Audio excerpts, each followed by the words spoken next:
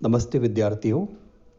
आज हम लोग बात करेंगे नवीन धार्मिक आंदोलनों की, यानी जैन धर्म और बौद्ध धर्म की, जो 6ठी शताब्दी ईसा पूर्व में भारत में उत्पन्न हुए थे।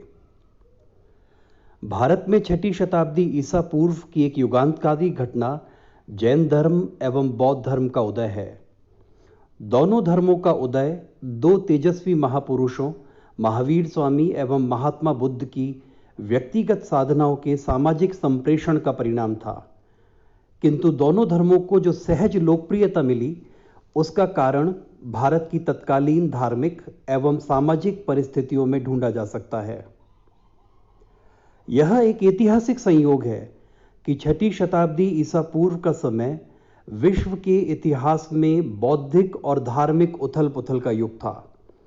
इसी काल में ईरान में जरथुस्त्र, चीन में कन्फ्यूशियस तथा यूनान में परमानाइट्स जैसे क्रांतिकारी चिंतक और सुधारक हुए।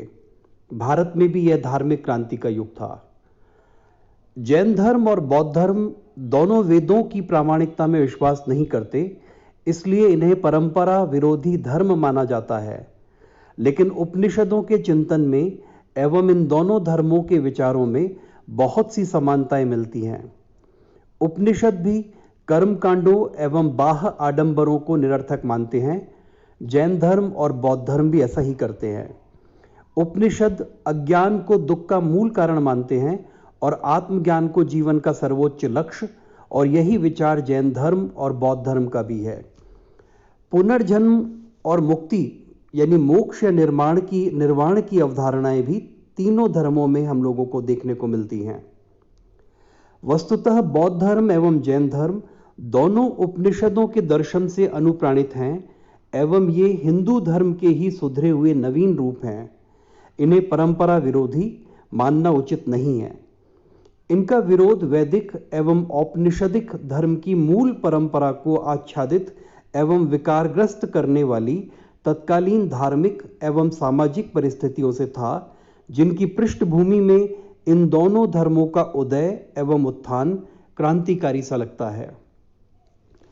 किंतु ये परिस्थितियां क्या थी? ऐसी कौन सी स्थितियां थी जिन्होंने 6ठी शताब्दी ईसा पूर्व में जैन धर्म और बौद्ध धर्म को जन्म दिया? ऐसी बहुत सारे कारण थे विद्यार्थियों। हम लोग उनको टुकड़ों में बांटकर पढ़ने की कोशिश करेंगे और सबसे पहले हम लोग धार्मिक पृष्ठभूमि या रिलीजियस बैकग्राउंड देखने की कोशिश करेंगे।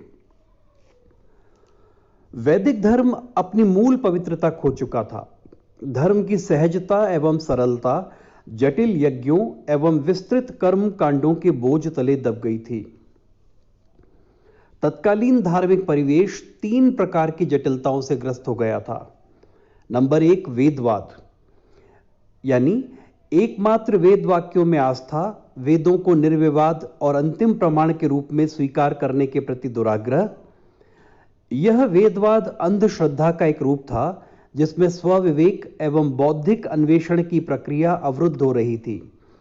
इस वेदवाद की आलोचना करते हुए छांदोग्य उपनिषद में नारद एक स्थल पर कहते हैं कि भगवान, मैं ऋग्वेद, यजुर्वेद, सामवेद और चतुर्थ अथर्ववेद को जानता हूं, किंतु यह सब जानकर भी हे भगवान, मैं केवल मंत्रों को जानने वाला हूं, आत्मा को जानने वाला नहीं हूं। वेदवाद का अर्थ यह है संक्षेप में कि जो कुछ वेदों में लिखा है वही फाइनल ट्रुथ है, वही अंतिम सत्य है, और वेद जो है वो ईश्वरीय वाणी है। उन्हें ईश्वर का ही संबोधन के रूप में हम स्वीकार करते हैं और ये मानते हैं कि वेदों को जो है वो वेद जो है वो अपौरुषेय हैं, यानी उनकी रचना किसी पुरुष के द्वारा, किसी व्यक्ति के द्वारा नहीं की गई है। वो डिवाइन वॉइस है एक तरह की। दूसरा कारण है देववाद।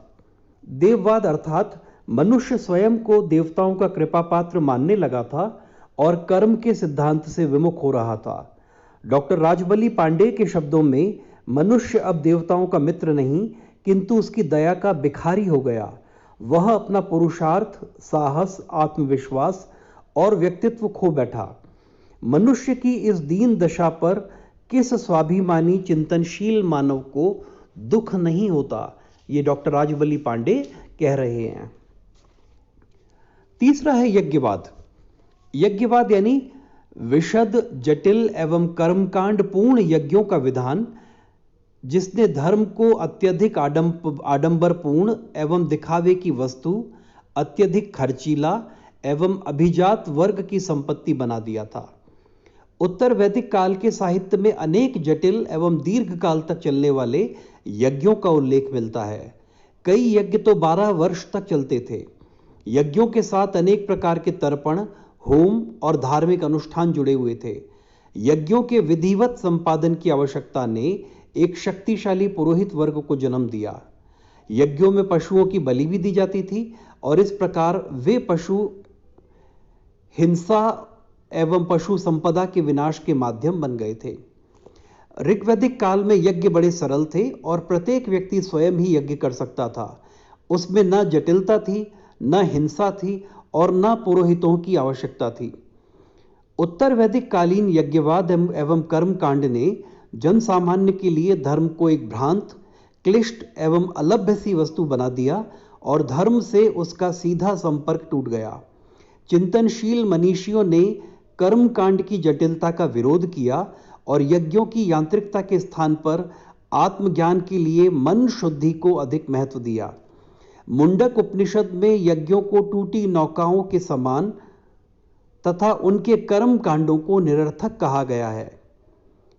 6ठी शताब्दी ईसा पूर्व से पहले वैदिक धर्म की उपर्युक्त तीनों जटिलताओं यानी वेदवाद, देववाद और यज्ञवाद ने एक सरल एवं सर्वसुलभ धर्म की आवश्यकता को जन्म दिया और इसी आवश्यकता के कारण इसी धार्मिक पृष्ठभूमि में ही बौद्ध धर्म और जैन धर्म का उदय हुआ।